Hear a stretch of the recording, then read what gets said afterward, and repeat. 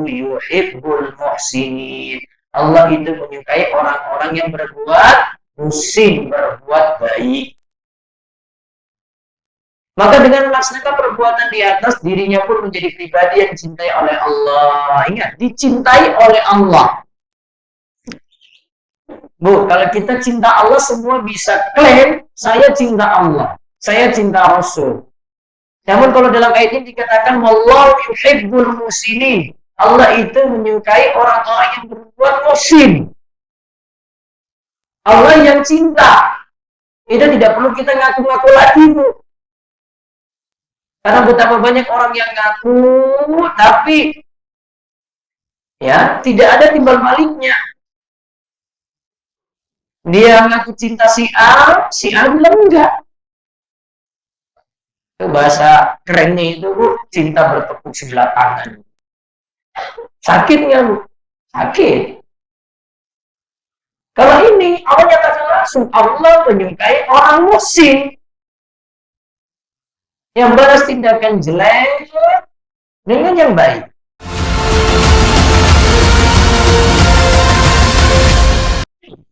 Bismillahirrahmanirrahim. Assalamualaikum warahmatullahi wabarakatuh. Innal hamdalillah nahmaduhu wa nasta'inuhu wa nastaghfiruh. Wa na'udzu billahi min shururi anfusina wa min sayyiati a'malina. La yahdihillahu fala mudilla lahu wa man yudlil fala hadiya lahu. Wa asyhadu an la ilaha illallah wahdahu la syarika lah. Wa asyhadu anna Muhammadan abduhu wa rasuluh. Allahumma shalli ala nabiyyina Muhammad wa ala alihi wa man tabi'ahum bi ihsan ila yaumiddin. Allahumma inna nas'aluka ilman nafi'a wa rizqan thayyiba wa amalan mutaqabbala. Segala puji kita panjatkan kepada Allah. Salawat serta salam semoga tercurah pada Nabi kita yang mulia, Nabi kita Muhammad sallallahu alaihi wasallam. Baik ibu-ibu sekalian, alhamdulillah pada kesempatan pagi hari ini kita bisa duduk kembali dalam majelis yang mudah-mudahan bawa berkah bagi kita semuanya, dan semoga Allah karuniakan kita ilmu yang manfaat, dan sebaik-baik ilmu adalah ilmu yang bisa kita amalkan, yang bisa memperbaiki diri kita menjadi lebih baik. Dan sebagaimana kata Nabi Sallallahu Alaihi Wasallam, sebagaimana tema kita pagi hari ini tentang bersabar ketika disakiti, ada di buku kami di halaman kedua. Nabi SAW bersabda, "Ajabalil amril mu'min." Menakjubkan perkara orang mukmin. Inna amrahu kullahu ajabun. Sesungguhnya setiap perkaranya itu menakjubkan. La yaqdiyallahu li mu'minin qada'un.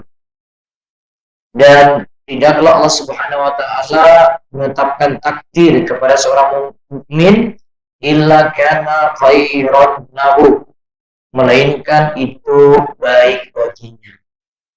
In asabatu sarra syakara, jika dia diberi kebahagiaan ia bersyukur, fakana khairan lahu, maka itu baik baginya. Wa in asabathu dharra, dan jika ia terkena mudarat, terkena bahaya, sabara, maka ia bersabar, fakana khairan lahu, maka itu baik baginya. Kita melanjutkan kembali tema bersabar ketika disakiti. Sudah punya bukunya apa belum, Ibu? Nanti urusan dengan Bu Lisa ya. Mau dibagi sekarang, Bu? Nanti baru bayar. Hah? Gimana Bu Lisa? Iya, nanti ya. Kalau mau ini. Oh, iya. Belakangan aja, Bu ya. Kadang ibu lupa gitu ya. Manusia itu tempatnya salam dan lupa. Nanti aja bisa. Bukan dengan Bu Lisa. Kita lihat poin ketiga. Kemarin sampai poin ke berapa, Bu? Ibu-ibu sudah jatuh sampai poin berapa? Kiat bersabar ketika disakiti. Sudah sampai poin berapa, Bu? Ibu. Sudah sampai poin berapa? Bukunya sudah dibuka plastiknya belum, Bu? Hah?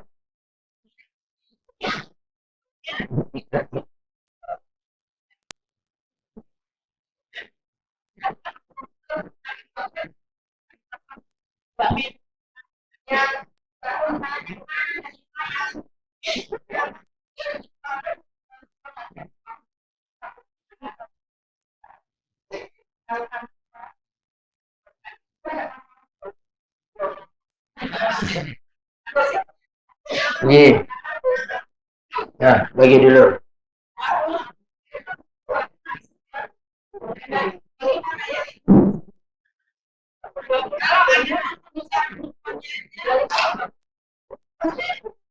Buka halaman 16.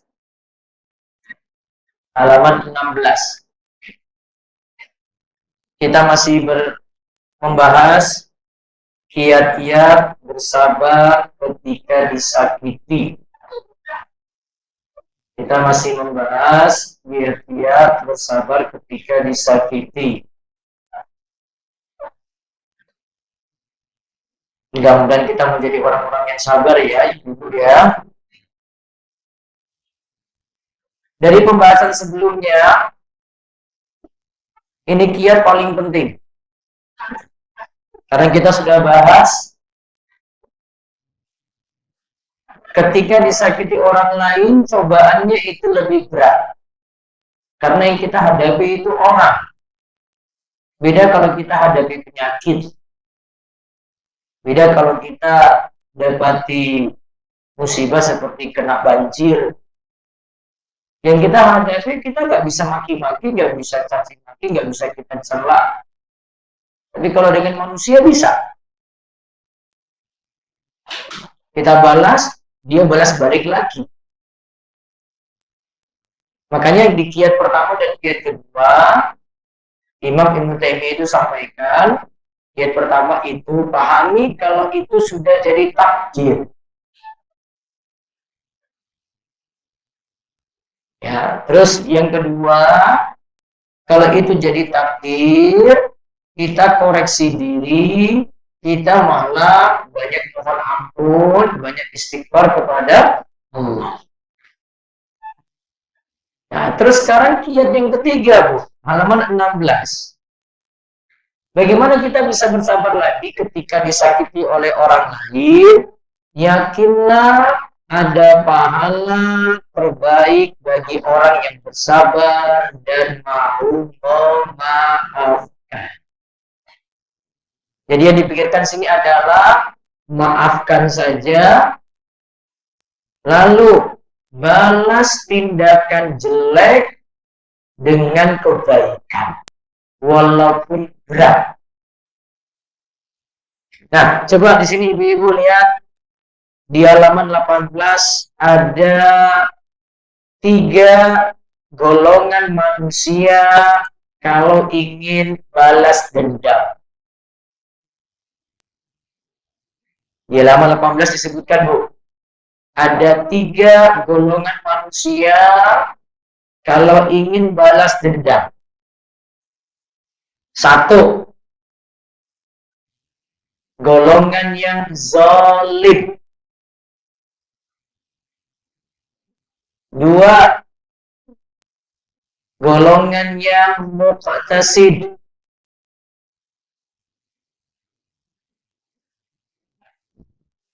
3. Golongan yang muhsin. Saya ulang, yang pertama apa?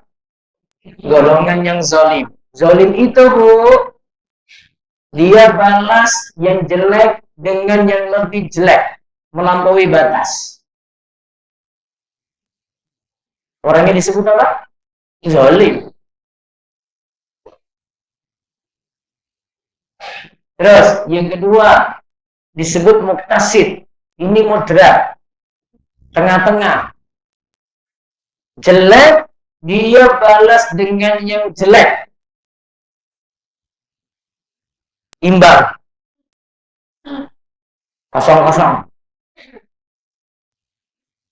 Terus yang ketiga disebut dengan muhsin. Muhsin itu dia malah balas perbuatan jelek, dia balas dengan yang lebih baik. Artinya dia maafkan, justru dia meninggalkan haknya untuk membalas. Dan Allah sebut hal ini dalam satu ayat, yaitu surat Asy-Syura ayat 40. Ayatnya ada di halaman 16 sampai 17 itu. Wa jazaa'u sayyi'atin sayyi'atun misluha faman 'afa wa aslaha fa ajruhu 'ala Allah innahu la yuhibbul zalimin. Balasan dari kejelekan, kejahatan adalah kejelekan atau kejahatan yang serupa. Namun siapa yang mau memaafkan dan berbuat baik, maka pahalanya atas tanggungan Allah. Sesungguhnya Allah tidak menyukai orang-orang yang zalim. Allah tidak menyukai orang-orang yang zalim. Di situ dibagi 3 seperti tadi kita sebut. Yang pertama, orang yang balas dengan yang serupa. Jelek dibalas jelek. Yang kedua disebut sini faman afa wa aslaha, yang memaafkan dan yang mau memperbaiki. Berarti dia maafkan, yang jelek sudah dia anggap selesai, dia maafkan. Terus yang ketiga ini ditutup ayat ini. Innahu la yuhibbul zalimin. Sesungguhnya Allah tidak menyukai orang yang zalim. Zalim itu siapa? Yang balas yang jelek dengan yang lebih parah. Tuh, kita urutkan di sini ya. Yang balas jelek dengan yang lebih parah disebut apa tadi, Bu? Zalim. Yang balas jelek dengan jelek disebut apa? Muqtasid. Yang balas jelek dengan yang lebih baik disebut apa? Muhsin. Bu, yang jenengan jalani paling sulit yang mana? Yang paling gampang yang mana?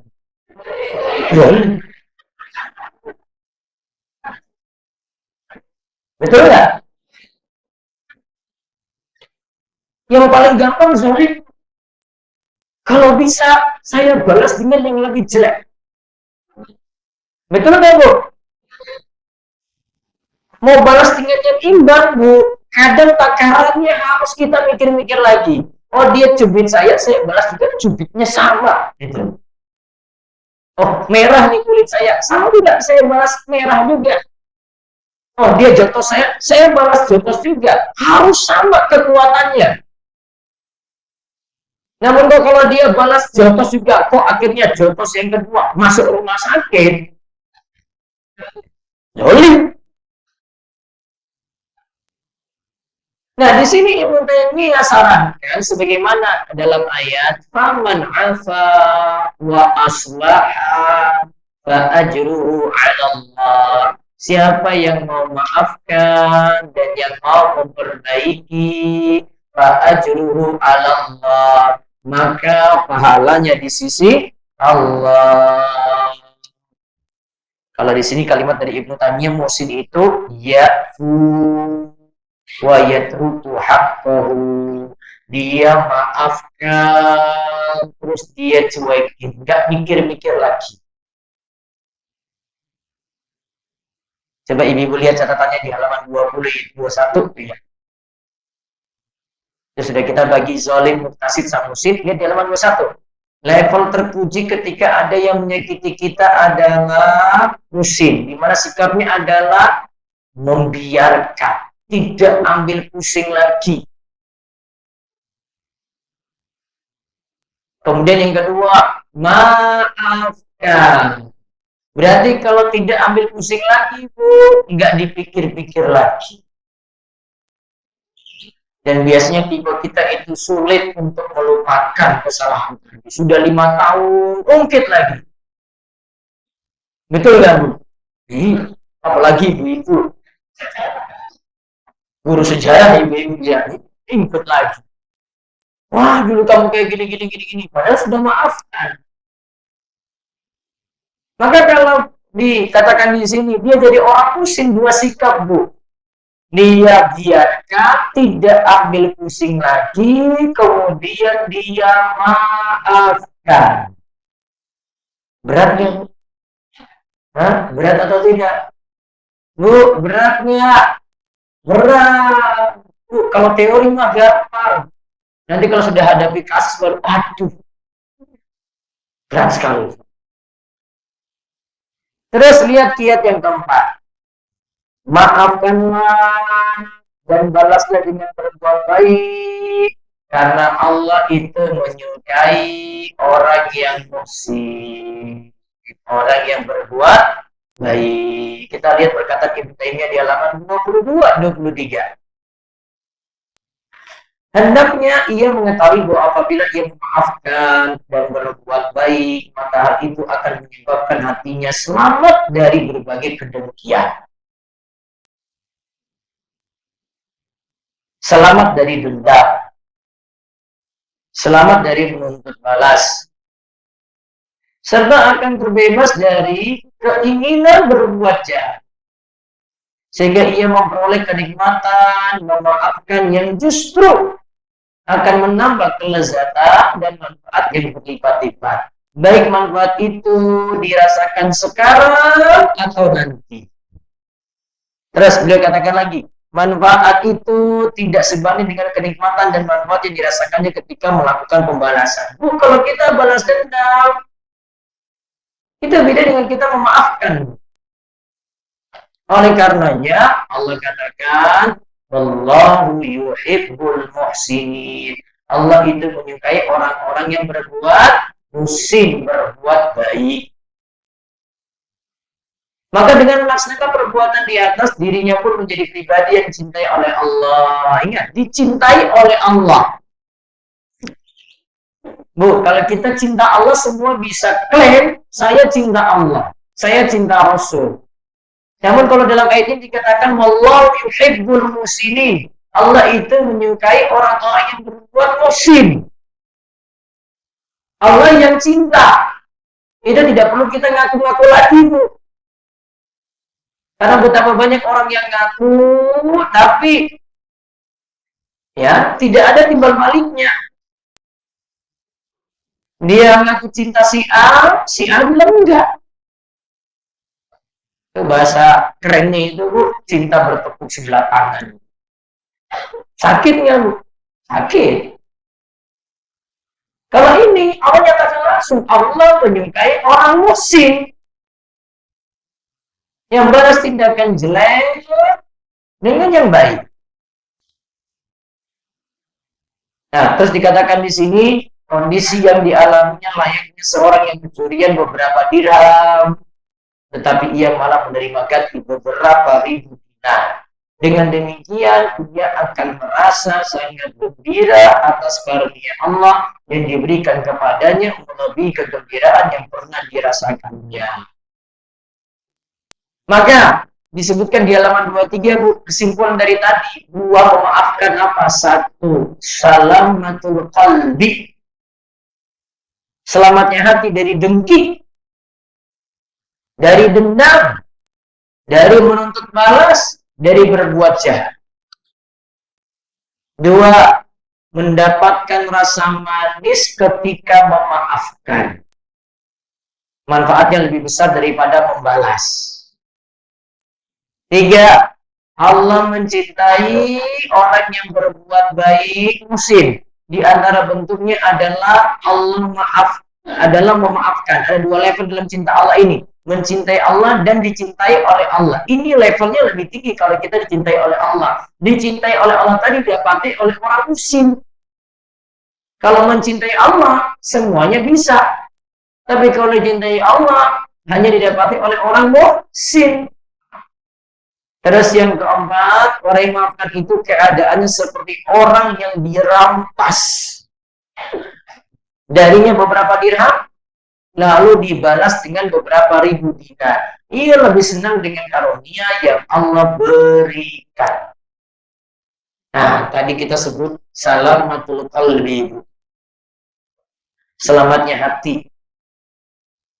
Selamatnya hati itu gimana, Bu? Selamatnya dari dendam, gish. Selamatnya dari dengki, dari hasad. Nah, ini cerita panjang ini, Bu. Saya peringkas cerita ini. Ini jadi ada cerita. Anas bin Malik katakan, saya pernah duduk bersama Rasulullah SAW. Terus Rasul bilang gini, akan muncul di tengah kalian seorang penduduk surga. Nabi SAW lagi bilang saat di dunia ini.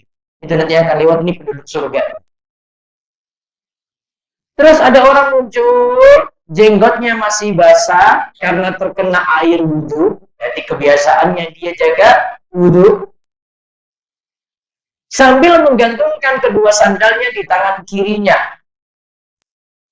Keesokan harinya, Nabi mengucapkan yang sama. Dan sebentar lagi ini penduduk surga, ini calon penduduk surga datang. Orang tadi datang dengan kondisi yang sama. Jenggotnya basah, tanda habis wudhu. Maka tatkala keesokan harinya, hari yang ketiga, Nabi SAW juga mengucapkan perkataan yang sama. Muncul orang yang sama lagi. Kalau kalian mau tahu penduduk surga, nih lihat orang ini nih. Lantas Abdullah bin Amr bin Al-As mengikuti orang tersebut, dibuntuti orang ini. Ini siapa sih? Masa Rasul sebut sampai 3 kali, Bu? Kan berarti orang istimewa. Rasul sebut sampai 3 kali. Dia lagi. 3 kali muncul. Orang yang sama. Maka ada seorang sahabat namanya Abdullah bin Amr bin Al-As. Mau tahu, ini siapa sih orang ini? Kemudian Anas bin Malik lanjutkan cerita. Abdullah bercerita bahwasanya ia pun menginap bersama orang tadi 3 malam.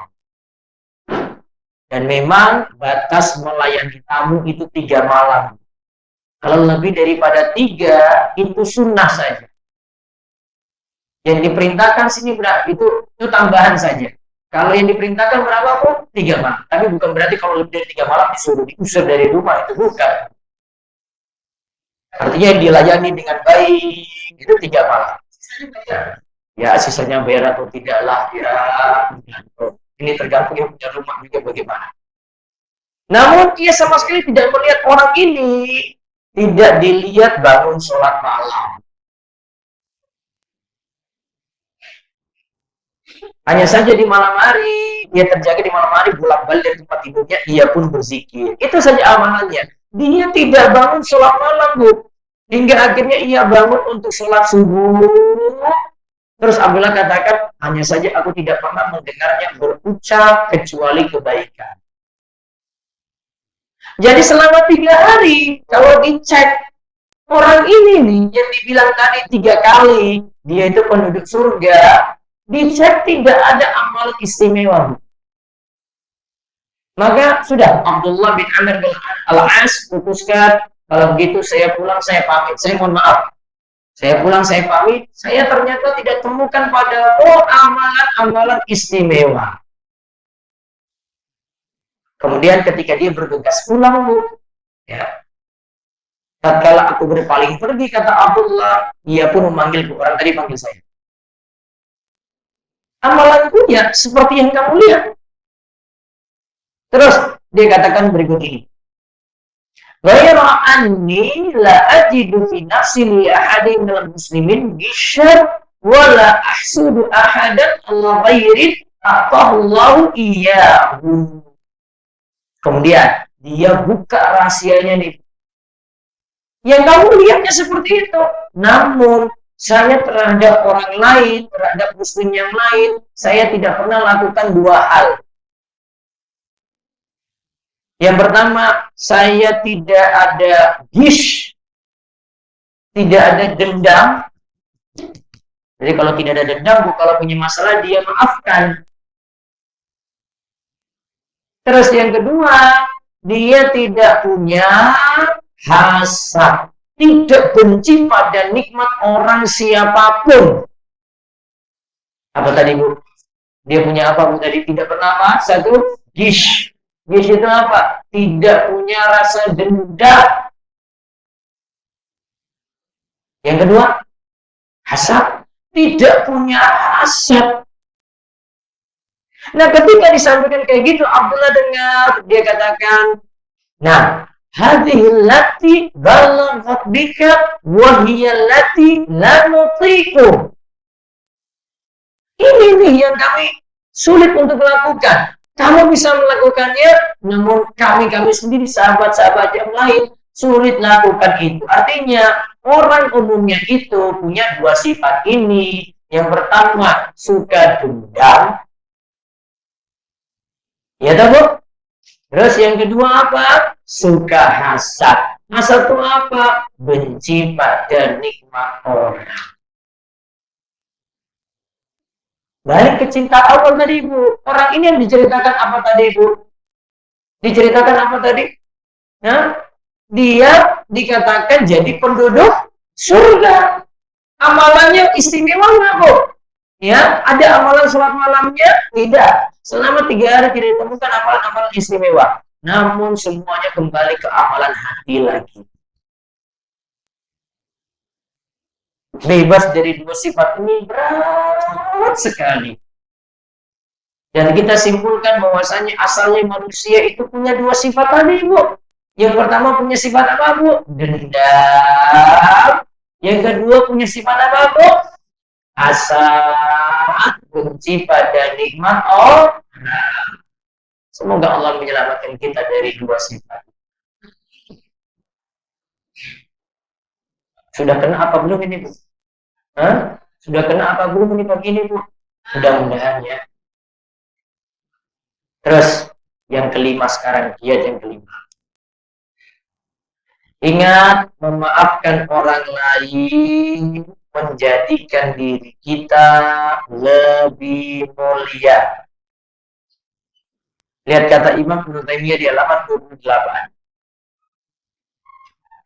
Hendaknya ia mengetahui bahwa seorang yang melampiaskan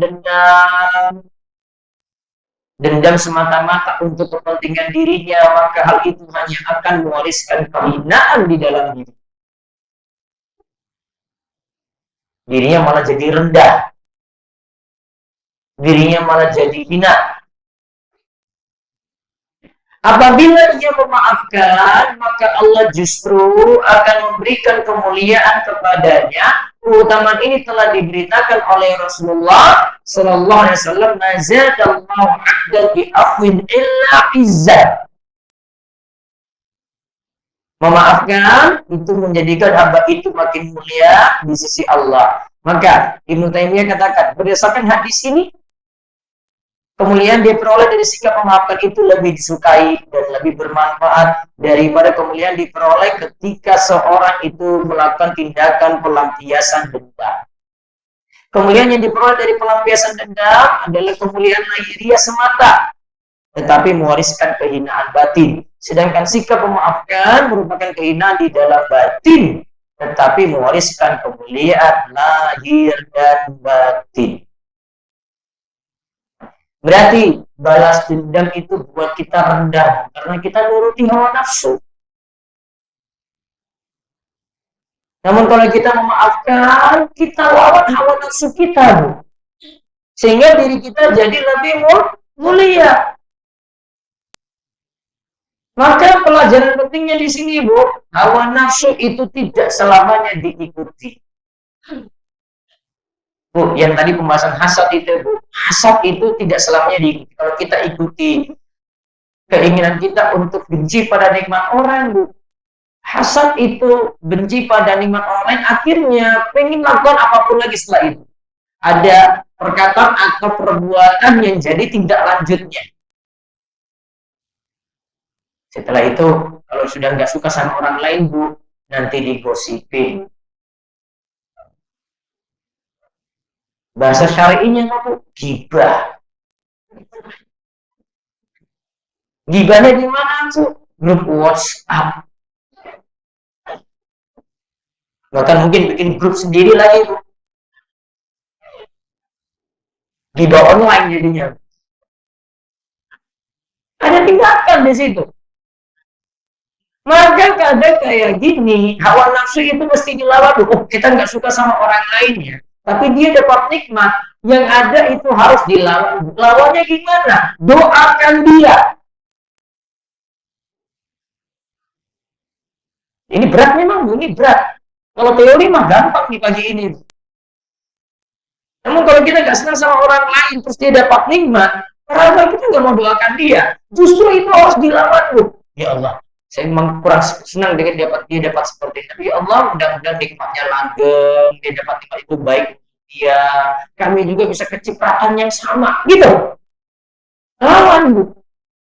Sudah didoakan, dilawan lagi, kasih hadiah. Bu, ini untuk lawan orang-orang yang nggak senang sama kita itu dilawan. Lawannya gimana? Nggak lawan, nggak senang juga, Bu. Dan dengan belikan apa, kek? Belikan jilbab, kek. Bu, ini untuk kamu. Dia kaget, kan? Saya nggak senang sama dia, Bu. Dia kasih saya jilbab. Ini manusia kayak apa ini? Itu malah dilawan. Jangan dituruti. Makanya tadi ingin balas dendam, jangan dilawan, jangan ikuti balas dendam ini, tapi balas dengan memaafkan. Tidak diikuti dengan balas dendam. Nanti nggak rampung-rampung. Terus lihat lagi poin ke-6 ini. Allah akan memberikan maaf, yaitu diampuni dosa pada orang yang memberikan maaf. Berarti memberikan maaf, Allah juga balas dengan apa, Bu? Diberikan maaf, diampuni dosa. Karena apa? Al-jazaa min jinsil amal. Balasan itu sesuai dengan amal perbuatan. Berarti kita maafkan orang lain, Allah akan memaafkan kita. Kita maafkan orang lain, Allah akan memaafkan kita. Coba lihat kata Ibnu Taimiyah. Nanti ada kisah bagus ini. Hal ini merupakan salah satu manfaat yang luar biasa. Hendaknya ia mengetahui bahwa setiap balasan itu sesuai dengan amalan yang dikerjakan. Hendaknya ia menyadari bahwa dirinya adalah seorang yang zalim lagi pendosa. Nah, ini berarti kita koreksi diri sini. Begitu pula hendaknya ia mengetahui bahwa setiap orang yang memaafkan kesalahan manusia terhadap dirinya, maka Allah pun akan memaafkan dosa-dosanya. Itu digarisbawahi. Orang yang memohonkan ampun setiap manusia yang berbuat salah kepada dirinya, maka Allah pun akan mengampuninya. Apabila ia mengetahui maafan dari perbuatan baik yang dilakukannya kepada berbagai pihak yang menzalimi merupakan sebab yang akan mendatangkan pahala bagi dirinya, maka tentulah ia akan mudah maafkan dan berbuat kebajikan dalam rangka menebus dosa-dosanya. Pemaafan dan bentuk sabarnya akan mudah. Manfaat ini tentu sangat mencukupi seorang yang berakal agar tidak melampiaskan dendam. Coba lihat ayat berikut ini yang jadi dalil. Kalau kita maafkan orang lain, Allah akan maafkan kita. Yaitu dalam surat An-Nur ayat 22. Waliyafu waliyasfa'u ala tuhibbuna ayyakfirallahu lakum. Wallahu ghafurur rahim. Dan hendaklah mereka maafkan. Dan hendaklah berlapang dada. Apakah kamu tidak ingin Allah mengampunimu? Allah adalah Maha Pengampun, lagi Maha Penyayang. Bu, ini kisahnya ada. Ayat ini turun, An-Nur ayat 22. Awalnya itu dari kisah istri Nabi yang dituduh selingkuh. Difitnah oleh orang-orang telah berselingkuh. Siapa? Aisyah. Cerita panjangnya itu disebut hadisul ifki. Aisyah dituduh selingkuh bagaimana, Bu? Suatu saat Aisyah itu ikut perang bersama Nabi. Pulang dari perang, ini perang Bani Mustalik atau perang Quraisy. Ketika pulang, kemudian Aisyah mampir di suatu tempat, tunaikan hajatnya, kemudian balik lagi ke kendaraannya. Ketika mau balik, ada yang ketinggalan. Kalungnya kebetulan jatuh. Bu, kalau ibu-ibu kalung jatuh, ketinggalan di toilet, apa yang ibu lakukan? Balik nggak? Nah, itu sama berarti. Aisyah balik, Bu. Ternyata rombongan sudah pergi. Tinggalin Aisyah. Ya, tinggalin Aisyah. Pergi. Terus ada sahabat yang lain yang tertinggal juga, namanya Sofwan. Sofwan jalan dengan kendaraannya, kemudian lihat Aisyah dari jauh. Aisyah, kenapa nangis-nangis ya? Oh, ternyata Aisyah tertinggal. Kemudian Sofwan cuma kata, innalillahi wa inna ilaihi raji'un. Terus dia suruh Aisyah naik, kemudian pulang ke Madinah. Sesampai di Madinah tersebar gosip. Tuh, lihat Aisyah pulang dengan siapa? Oh, zaman dulu sudah kayak gini, Bu Lisa. Apalagi zaman sekarang, Bu. Betul nggak, Bu? Bu, kalau sekarang itu sudah dipoto, masukin grup, habis. Nah, bukan hanya viral sa-RT, Bu. Medsos. Tuh, emak-emak, lihat nih ibu ini nih. Aisyah, Bu, ternyata tidak tahu berita ini. Setelah pulang sama Aisyah jatuh sakit sebulan. Tentang gosipnya sendiri, Aisyah nggak dengar. Hebat, kan? Hebat, Bu. Beda kalau zaman kita yang digosipin 1 detik pun tahu. Aisyah nggak tahu. Sebulan kemudian, Aisyah keluar, sudah sembuh, kemudian dia ketemu dengan Mistah. Dengan Ummu Mistah, ibunya. Ibunya beritahu tentang gosip ini. Aisyah yang sebelumnya mau sembuh, jatuh sakit lagi. Ya Allah, saya dituduh difitnah kayak gini nih. Untuk menyelesaikan masalah ini, harus turun wahyu. Nabi SAW cuma ketemu Aisyah sekadarnya saja. Ternyata ada ayat yang selesaikan masalah ini, yaitu surat An-Nur ayat 11 sampai 20 menyelesaikan gosip ini. Artinya Aisyah benar-benar tidak selingkuh. Itu tadi gosipnya nggak benar. Nah, awalnya Abu Bakar itu sudah bantu Mistah tadi. Dan kebetulan ini masih punya hubungan keluarga dekat.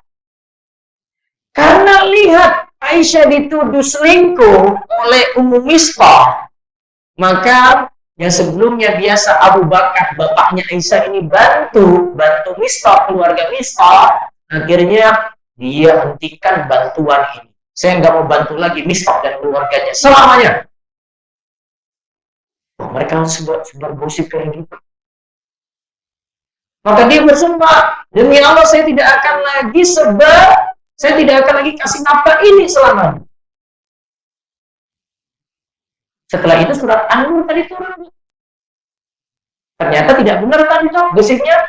Lalu ayat tadi juga turun. Yang kita baca An-Nur ayat 22. Waliyafu waliyasfa'u wahai Abu Bakar, maafkanlah, ala tuhibbuna ayyafirallahu lakum. Kamu pingin enggak dosa-dosamu itu diampuni? Maka ketika itu langsung spontan Abu Bakar yang sebelumnya enggak mau kasih bantuan, langsung Abu Bakar ralat tadi, saya akan kembali beri bantuan kepada Ummu Mistah dan keluarganya. Itu sifat sahabat, Bu. Kalau mereka itu dapat koreksian, mereka langsung perbaiki. Pelajaran yang lainnya lagi, Abu Bakar mudah maafkan, walaupun anaknya dituduh macam-macam. Pelajaran lainnya lagi, Bu, Mistah itu masih keluarga dekatnya Abu Bakar. Maka buat baiklah pada keluarga dekat dulu, nggak usah mikir orang jauh. Bahkan Bu, dalam masalah nafkah, nafkahi istri dan anak-anak dulu, nggak usah pikir yang jauh-jauh, kecuali kalau punya kelebihan. Saya beberapa hari ini lagi kritik beberapa orang tua yang tidak mau menafkahi anaknya sendiri yang lagi masuk pondok pesantren. Bu, nyata Bu ini Bu. Ada pengasuh pondok cerita dengan saya, Ustaz, sekarang pondok kami itu masih nanggung 1 miliar loh Ustaz. Kok bisa? Iya, SPP yang ini beberapa anak nggak dibayar-bayar. SPP nggak dibayar-bayar kan pondok yang nanggung Bu. Anak ini kan harus hidup di pondok, kasih makan kan. Seharusnya yang nanggung makan siapa Bu? Orang tuanya. Kenapa sampai pondok yang terlibat dalam hal ini Bu? Dan orang tuanya nggak peduli dengan ini Bu. Minta sekolah murah. Sudah tahu resiko sekolah di pondok bayar. Kecuali dapat pondok gratis. Akhirnya pondok jadi beban orang tua telat bayar Bu, 1 M. 1 M loh itu. Pondok nanggung. Maka sebagian orang tua kadang nggak peduli. Sudah masukin anak di pondok, dia nggak mikir SPP, nggak mikir uang jajan anak. Padahal kalau dia taruh di rumah, ya dia hidupin anak ini juga. Harusnya kan sama mikirnya. Makanya di pondok sudah tanggung jawab pondok. Gimana sih? Beri nafkah itu kalau ke istri sama anak Bu, itu sedekah paling utama. Daripada ke yang lain-lain Bu, kecuali ibu punya kelebihan rezeki. Maka kalau mikir sedekah itu, mikir di rumah dulu Bu. Kayak tadi, mikir anak dulu. Kita sering motivasi pada orang tua, kasih sedekah ke anak itu pahalanya lebih besar. Anak senang, walaupun beli jajan ini, jajan itu, anak sendiri. Pahalanya lebih besar Bu, daripada mikir orang jauh. Makanya tadi Abu Bakar kan cari mana keluarganya yang miskin-miskin. Dia kasih nafkah, dia kasih sedekah. Dia nggak mikir orang jauh, dia mikir keluarganya dulu. Ternyata tadi kan mau dihentikan, akhirnya dikasih lagi. Sudah, ini keluarga saya tapkan. Itu mikir orang dekat dulu. Terus di sini pelajaran pentingnya lagi apa? Memaafkan. Abu Bakar maafkan atau tidak, Bu? Maafkan. Dan Abu Bakar di sini mengalah. Biar apa? Hubungan keluarga tetap terjalin. Dan biasanya kalau masalah dengan keluarga itu kayak gini, Bu. Banyak-banyak ngalah.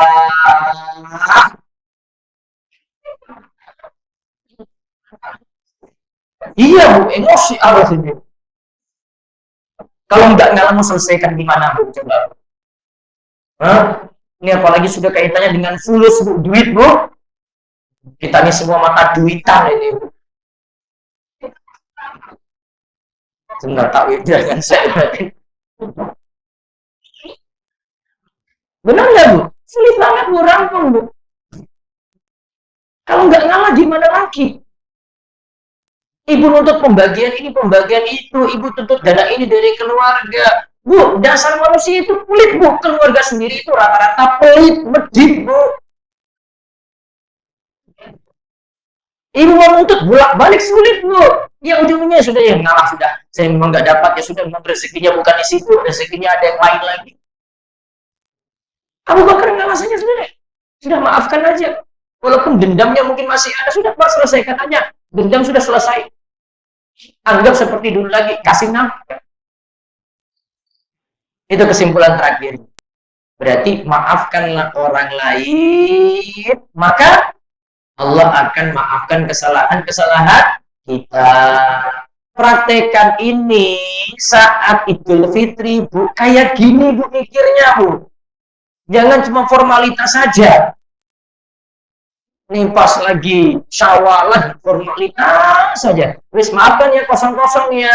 Nah, ternyata habis syawalan wis sekarang orang rampung-rampung. Maafkan. Sudah maafkan, Allah memaafkan kita. Berarti kalau kita tidak maafkan orang lain, Allah tidak memaafkan kesalahan kita. Kalian tadi kata Allah tuhibbuna Allah yaghfirallahu lakum. Kalian nggak mau kalau Allah ampuni kesalahan kalian. Berarti kalau maafkan Allah ampuni kesalahan. Kalau tidak maafkan Allah tidak ampuni kesalahan kita. Wallahu a'lam bishawab. Ini jam 10 harus sudah bubar Bu ini. Monggo jika ada pertanyaan 1-2 silakan.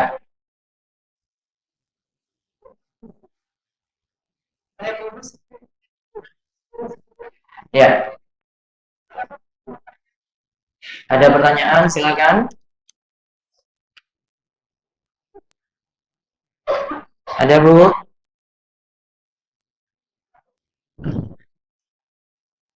Bebas. Tidak harus sesuai tema, silakan. Nah, enggak Bu? Enggak ya?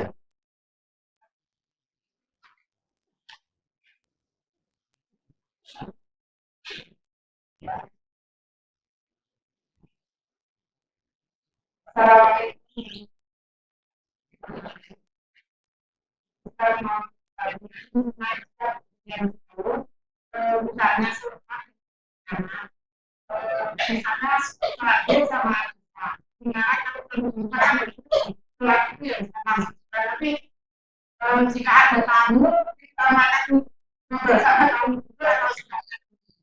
ini cuma di Jogja saja atau lagi perjalanan Bu?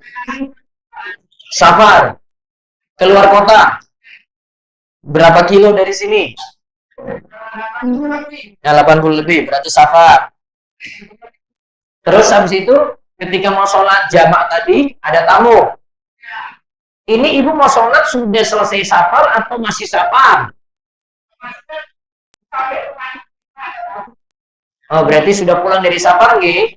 Nah, berarti bisa layani tamu dulu, nanti sholatnya diakhirkan. Tapi niatannya kalau belum maghrib, berarti maghrib niatannya qadha, isya nanti niatannya kerjakan sholat di waktunya. Isyanya tetap 4 rakaat. Ya. Waalaikumsalam warahmatullahi wabarakatuh. Ada lagi ya, Bu.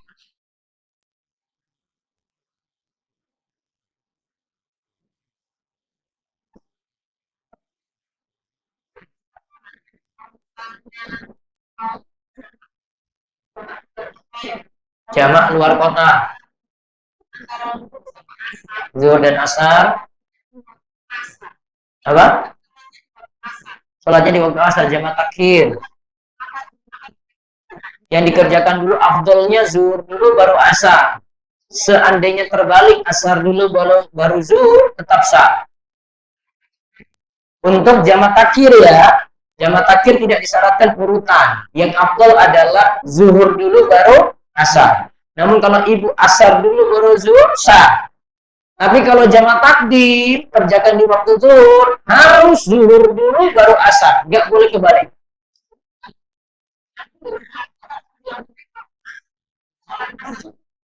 Kalau sholat asar dulu nggak apa, tapi afdolnya zuhur dulu baru asar. Oke. Niat sholat jamaknya ketika ibu lagi. Ini kalau dalam safar berarti dua-dua bisa Bu, berarti jamak qashar. Berarti saat mulai sholat yang pertama niat 2 rakaat, terus sholat yang kedua dia niat lagi 2 rakaat. Ketika sholat pertama ada niatan sholat kedua itu digabungkan dengan sholat pertama. Gitu. Misal mau di jamak qashar baru dapat 2 rakaat.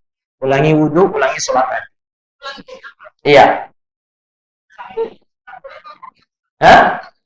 Antara zuhur dan asar tadi kalau jamak takdim tidak boleh ada jeda. Tapi kalau jamak takhir tadi ibu asar dulu baru zuhur atau zuhur dulu baru asar masih boleh ada jeda. Ngomong masih boleh, tapi nggak boleh lama-lama. Bu, sudah, terus sholat lagi gitu. Nggak boleh jeda zikir, nggak boleh jeda sholat sunnah. Untuk jamaah takdim.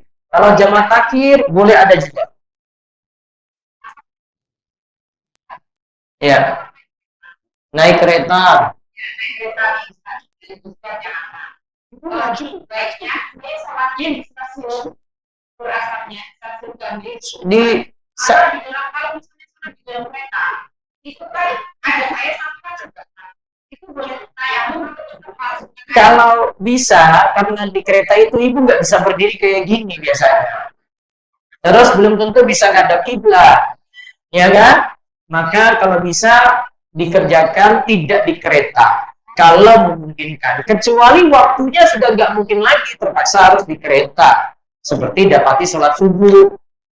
Jadi misalnya mau zuhur asar, masih dapati zuhur di stasiun, masih ada musola, kerjakan di stasiun.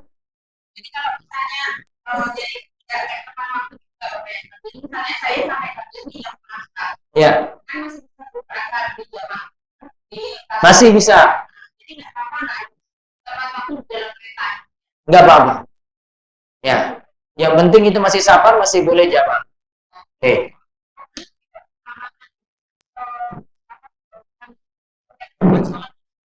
Tergantung keadaan, Bu. Kalau safar kita nggak bisa bilang menyegerakan sholat, Bu. Tergantung keadaan ibu. Kalau keadaan kayak gitu berarti lebih didahulukan. Namun tergantung keadaan masing-masing. Monggo, Bu. Nakir.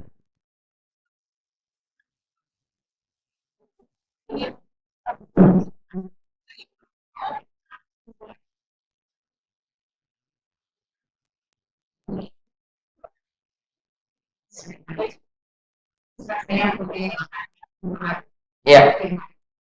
nggak ada kampung banyak kita mendengar dengan seperti itu. Carilah ilmu sampai di Cina. Saya mau berdasar. Soalnya kita kira-kira musim Cina. Saya akan begini. Apakah ada sepintas dari Mas Said mengenai Cina itu? Banyak orang kalau kita memberikan nasihat atau berbuat atau bahkan di saling sampai di Cina. Ada apa Cina itu?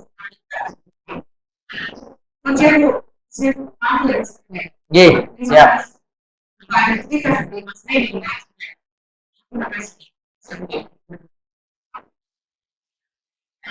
Baik. Sebenarnya dari pertanyaan ibu juga sudah terdapat jawaban. Mengenai hadis utlubul ilma wal fisin, tuntutlah ilmu sampai ke negeri Cina. Para ulama kritisi hadis tersebut. Yang tepat hadisnya dhaif, tidak ada asal usulnya, tidak kuat hadisnya, Bu. Sehingga tidak bisa kita jadikan rujukan. Pertanyaan yang kedua, penjelasan yang kedua, hadis ini tidak juga kalau itu sahih tidak menunjukkan keutamaan orang-orang di Cina. Kenapa kalimatnya tidak utlubul ilma fil Arab? Tuntutlah ilmu di negeri Arab saja. Kan ilmu semuanya di sana, bukan ilmu agama. Betul nggak? Nah, dari sisi makna juga dipertanyakan. Atau kita bisa berhusnuzon saja, ini cuma penyemangat supaya pergi ke tempat yang jauh untuk belajar. Tidak hanya ke negeri Cina. Carilah sumber ilmu itu kemana? Ada di mana, maka kita cari di situ. Jadi intinya hadisnya lemah, tidak bisa jadi rujukan. Gitu ya. Satu lagi. Nah. Nggak bisa. bisa bunda. Bisa, Bu. Waalaikumsalam warahmatullahi wabarakatuh.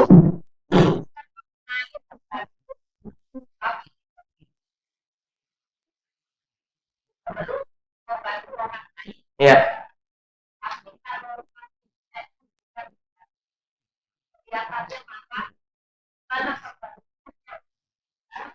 Sambil dinasehati, Bu. Tapi kaidah tadi tetap berlaku untuk keadaan apapun. Pemilih tetap lebih didahulukan. Ibu nggak mikir orang jauh dulu. Ya, seandainya ibu punya zakat, zakat serahkan ke siapa? Orang miskin yang masih pemilih, kasih ke pemilih tadi. Ibu punya sedekah, mau kasih ke siapa? Lihat keluarga. Nah, ada keluarga yang susah, kasih ke dia. Sambil itu peluang untuk ibu nasihati. Saya mau bantu tapi kamu sholat ya, gitu. Saya mau bantu tapi kamu perhatikan ibadah ya. Saya mau bantu tapi anak-anakmu tuh harus pakai untuk yang baik-baik ya, gitu. Sambil nasihati ibu. Semoga jalan hidayah. Gitu ya. Baik, cukup tulis. Ya. Saya sebelum buku juga 100 Ya. sisa 8 atau itu terjadinya personalnya 2.300.000 menikah masih kurang 119 yang lewat saya yang saya lakukan ya yang pernah saya terima. Jadi kalau 119 itu sekitar 52 125 ngobrol itu bisa J ngobrol sudah kalau memang tidak ada nomor C pakai kami ambil J akan dibiayai apa saja. Baik, cukup Ulisa. Baik, itu saja materi kita untuk pagi ini. Kita tutup dengan doa, mudah-mudahan bawa berkah untuk kita semuanya. Bismillahirrahmanirrahim. Alhamdulillahirabbil alamin. Hamdan katsiran thayyiban mubarakan fi kama yuhibbu rabbuna wa yarda. Allahumma kfina bihalalika an haramika wa aghnina bifadlika an man siwa. Ya Allah, cukupkanlah kami dengan yang halal, jauhkanlah kami dari yang haram. Cukupkanlah kami agar senantiasa bergantung kepadamu, bertawakal kepadamu, tidak kepada selain. Allahumma inna nas'aluka al-huda wa tuqa wal afaf wal ghina. Ya Allah, berikanlah kami petunjuk dalam ilmu dan amal. Berikanlah kami petunjuk untuk selalu bertakwa. Jauhkanlah kami dari perbuatan-perbuatan yang haram. Berkalilah kami dengan sifat ifah agar kami punya pendirian, tidak bergantung kepada orang lain, dan kami dikaruniakan sifat nerima, sifat qanaah, senantiasa bersyukur dengan nikmat yang Engkau berikan kepada kami. Allahumma inna nas'aluka ilman nafi'a wa rizqan thayyiba wa amalan mutaqabbala. Ya Allah, karuniakanlah kepada kami ilmu yang manfaat, rezeki yang thayyib, yang halal, dan juga amalan-amalan kami senantiasa diterima oleh-Mu ya Allah. Amalan kami yang berusaha untuk ikhlas dan senantiasa mengikuti tuntunan Nabi-Mu. Rabbana la tuzigh qulubana ba'da idh hadaitana wa hab lana min ladunka rahmah innaka antal wahhab. Ya Allah, ya Rabb kami, janganlah bawa kami kepada jalan yang menyimpang. Berilah petunjuk kepada kami, dan Engkaulah yang Maha Pemberi karunia. Rabbana atina fid dunya hasanah wa fil akhirati hasanah wa qina adzabannar. Ya Allah, karuniakanlah kepada kami kebaikan di dunia berupa ilmu yang manfaat, keluarga yang saleh-salehah, keluarga yang dikaruniai dengan anak-anak yang qurratu a'yun, dan juga dibekali dengan kenikmatan dunia, itu juga dibekali dengan kenikmatan di surga, dan dijauhkan dari siksa neraka dan hal yang dapat menjerumuskan kami ke dalam neraka. Rabbana atina fid dunya hasanah wa fil akhirati hasanah wa qina adzabannar. Sallallahu alaihi nabiyina Muhammadin wa ala alihi washabihi ajmain. Walhamdulillahi rabbil alamin. Demikian yang kami sampaikan untuk pagi ini. Mudah-mudahan Allah mengampuni kesalahan-kesalahan kita jadi orang yang pemaaf, kita jadi orang yang sabar, dan Allah tunjukkan kita semuanya ke jalan yang lurus. Wabillahi taufik. Assalamualaikum warahmatullahi wabarakatuh.